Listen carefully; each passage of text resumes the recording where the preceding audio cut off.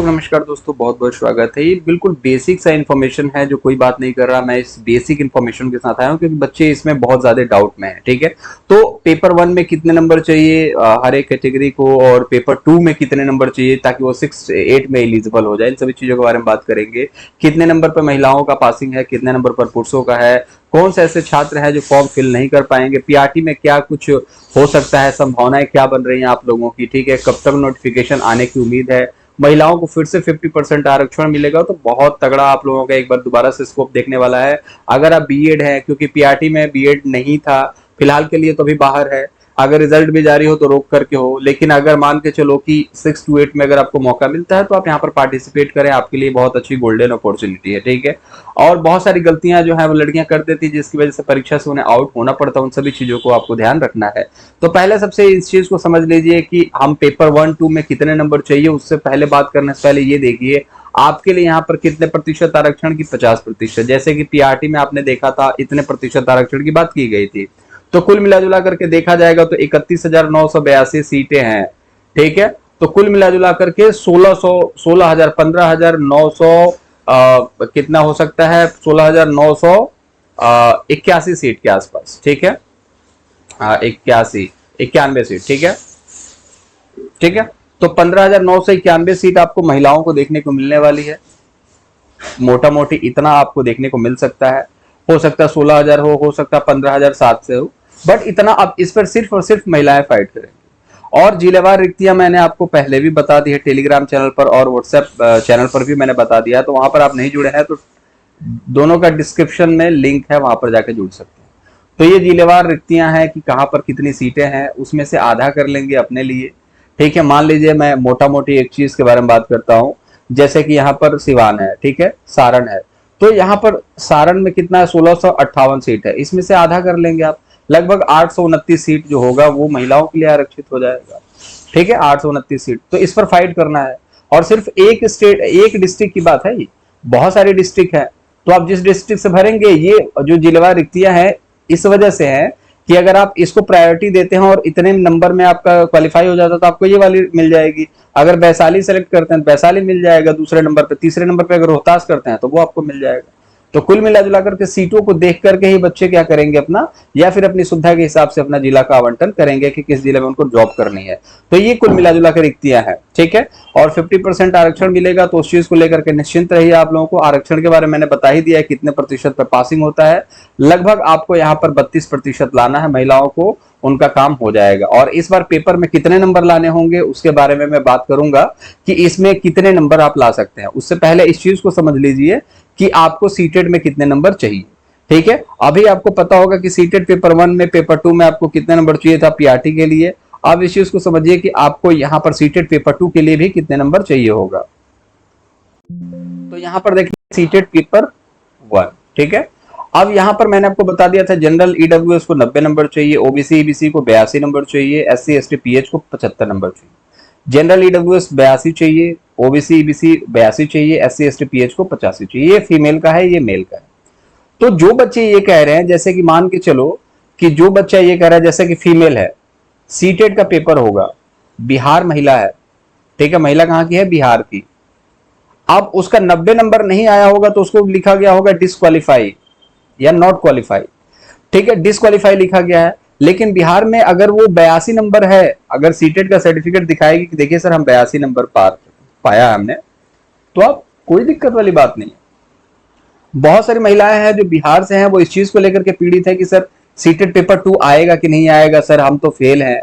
आप इस चीज को समझिए, अगर आप बिहार की हैं, ठीक है, महिला वर्ग हैं, और आपके 82 नंबर आते हैं जनरल ईडब्ल्यूएस ओबीसी में, तो आपका सीटेड पेपर 2 की बात कर रहा हूं, तो आप एलिजिबल है, फॉर्म भर सकती हैं। आप एससी एसटी पीएच के महिला वर्ग में हैं तो आपके 75 नंबर हैं, तो भी आप सीटेड पेपर 2 आप पास हैं। भले आपके सर्टिफिकेट पे लिखा है कि फेल है, बट बिहार सरकार आपको रियायत देती है, तो आप वहां पर पास हैं। तो सीटेड पेपर 2 के बारे में मैंने एक छोटा सा डाउट था आप लोगों का, क्योंकि आप लोग इस चीज को लेकर परेशान हो कि सर पिछला सीटेड हम लोग पार नहीं कर पाए हैं, इस बार सीटेड में। ये छोटी सी बारीक सी चीज है ना, ये बच्चे समझ नहीं पाते हैं। ठीक है, आप बिहार महिला है, आपके सीटेड पर लिखा है डिस्क्वालीफाई, आपके 89 नंबर है, मान लो 85 नंबर है। ठीक है, 82 नंबर तक हैं आपके, आपने उसको तो रद्दी समझा होगा, लेकिन उस मार्कशीट को आपको डाउनलोड करके रख लेना है। रीजन, आप बीएड है चाहे डीएलएड है, दोनों यहां पर पार्टिसिपेट कर सकते हैं। अगर आप डीएड है, डीएलएड है और ग्रेजुएशन के बाद डीएलएड है तो आपका तो काम हो जाएगा, लेकिन अगर 12th के बाद डीएलएड है तो आप 6 to 8 के लिए एलिजिबल नहीं है, ठीक है, क्योंकि वहां पर सब्जेक्ट कॉम्बिनेशन ग्रेजुएशन का मांगता है। क्योंकि आप 12वीं से के बाद आपने डीएलएड किया है तो आपके पास सब्जेक्ट कॉम्बिनेशन नहीं है। और मोस्टली देखोगे तो आप यहां पर देखोगे तो बिहार में 12th के बाद ही डीएलएड किया जाता है, तो महिलाएं जो डीएलएड हैं पॉसिबिलिटीज नहीं है कि वो 6 to 8 में पार्टिसिपेट कर पाए। सारे डाउट मैं क्लियर कर रहा हूं। अगर आपके 82 नंबर 85 नंबर है तो आप सीटेट पेपर 2 में तो आप अपने आप को पास मानिए। पेपर अगर सीटेट का पेपर होता भी है तो भी आप फॉर्म भरिएगा, लेकिन आप यहां पर सेफ हैं। ओबीसी में भी आप 82 नंबर पर सेफ हैं, पेपर 1 के लिए भी और पेपर 2 के लिए भी। 75 नंबर है, अपियरिंग में है आप, अगर 75 नंबर आपके आ रहे हैं, ओबीसी में है आपके 82 नंबर आ रहे हैं मिलाने के बाद, कोई दिक्कत वाली बात नहीं। ओबीसी को तो 82 नंबर चाहिए ही होता है, लेकिन यहाँ पर जनरल को थोड़ी सी रियायत है कि इनको भी 82 नंबर चाहिए, ठीक है। तो ये कुछ टोटल मिला जुला करके थोड़ी सी अपडेट थी। अब यहाँ पर आई होप सारी चीजें क्लियर होंगी, ठीक है। अब यहाँ पर पुरुष वर्ग थोड़ा सा नाराज है पीआरटी को लेकर के, महिलाओं की बल्ले बल्ले है। पुरुष वर्ग थोड़ा सा नाराज है कि अनरिजर्व्ड और अनरिजर्व्ड फीमेल की बात जो चल रही है कि फीमेल जो होगी ना वो अगर अच्छे नंबर लाती है, जैसे मान लो किसी 55 नंबर इनका कट ऑफ जाता है, एक फीमेल है जो धुरंधर है उसने 60 नंबर ले आया, वो 60 नंबर ला करके यहाँ पर अनरिजर्व्ड में जा सकती है, ठीक है। तो अनरिजर्व्ड का कट ऑफ जो होगा वो हाई चला जाएगा। क्यों? रीजन, क्योंकि पेपर जो है वो थोड़ा सा इजी लेवल का था पुरुषों की तुलना में, थोड़ा सा इजी मतलब कि 5-6 नंबर का फर्क था, तो ये बहुत बड़ा फर्क होता है। मान के चलिए पुरुषों में एक क्वेश्चन ऐसा था जो आसान था, जो सबने बताया कि पृथ्वी की बहन कौन है, तो शुक्र ग्रह है। लेकिन फीमेल में 5-6 क्वेश्चन आसान थे, 7-8 क्वेश्चन तक आसान थे, सारे क्वेश्चन आसान नहीं थे।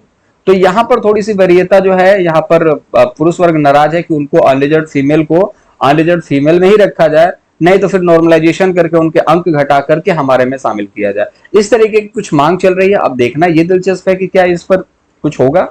तो मोस्ट प्रोबेबली चांसेस है कि इस पर फिलहाल के लिए तो कोई अपडेट नहीं है और ना ही आगे देखने को मिले नॉर्मलाइजेशन को लेकर के, ठीक है। बाकी देखिए अगर भर्ती को थोड़ा सा लंबा खींचना हो तो पॉसिबिलिटीज तो कुछ भी हो सकता है, जैसे कि संशोधन का बार बार मौका देना। अरे भाई, जो संशोधन आप मौका दे रहे हो वो आप डॉक्यूमेंट वेरिफिकेशन में भी रियायत दे सकते हो, ठीक है। डॉक्यूमेंट वेरिफिकेशन में भी बोल सकते हो आपकी जो भी आपके डॉक्यूमेंट ब्लर हैं या फिर गलत अपडेट कर दिया है, आप एक काम कीजिएगा, आप लोग अटेस्टेड करा करके लेते आइएगा डॉक्यूमेंट वेरिफिकेशन का टाइम, वहां पर भी पॉसिबिलिटीज है। लेकिन नहीं, आपको अपडेट कराने के लिए टाइम दिया जा रहा है ताकि बच्चे उसमें उलझे रहें और रिजल्ट को लेकर के हम थोड़ा सा अपना माहौल बना सकें, ठीक है। तो ये सारी चीजें हैं। लंबा 20 अक्टूबर तक खींचना है, 30 अक्टूबर तक खींचना है, नवंबर तक ले जाना है, ज्वाइनिंग दिसंबर में देनी है, तमाम चीजें हैं, सारी चीजें आप समझ रहे हैं, ठीक है। तो कुल मिला जुला करके ये सारी अपडेट मैंने आपके सामने रख दी। कट ऑफ को लेकर के देखो दोस्त, अगर हम बात करेंगे मोटा मोटी की सीटेट पेपर 2 मैंने आपको बता दिया महिला वर्ग के लिए, ठीक है। अब एक चीज और समझ लीजिए, कब तक नोटिफिकेशन आएगा, जैसे ही ये भर्ती कंप्लीट होगी उसके बाद नोटिफिकेशन आपको देखने को मिलने वाला है।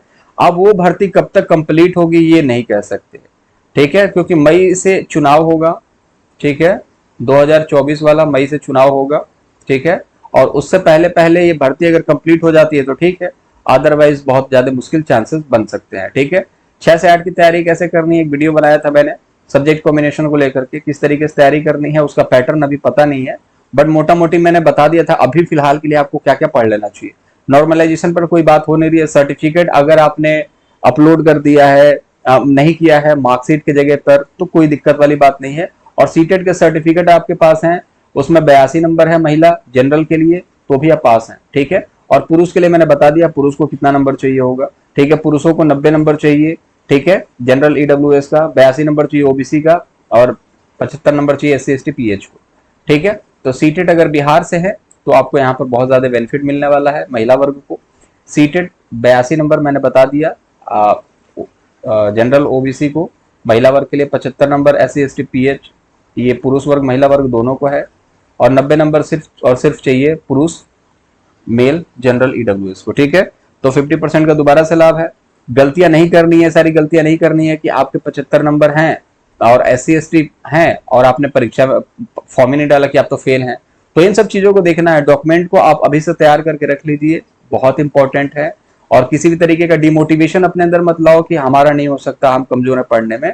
भाई पेपर में जिसका दिमाग चलता है, जिसकी बुद्धि चलता है, पढ़ने में वो तेज है। रियल लाइफ दुनिया में कितने भी आप तेज हो, लेकिन पेपर में आपके नंबर नहीं आए तो आप तेज नहीं हो, ठीक है, क्योंकि ठप्पा लगना बहुत ज्यादा जरूरी है। मुहर आप देख रहे हो ना, टेस्ट करवाने पर ना, अटेस्टेड तो आपके पिताजी भी कर सकते हैं, कोई भी साइन कर सकता है। स्कूल में जब लीव लेना था तो पिताजी से ही साइन कराते थे, लेकिन अब क्या चाहिए, मुहर चाहिए। मुहर क्या है, एक विश्वास पैदा करता है।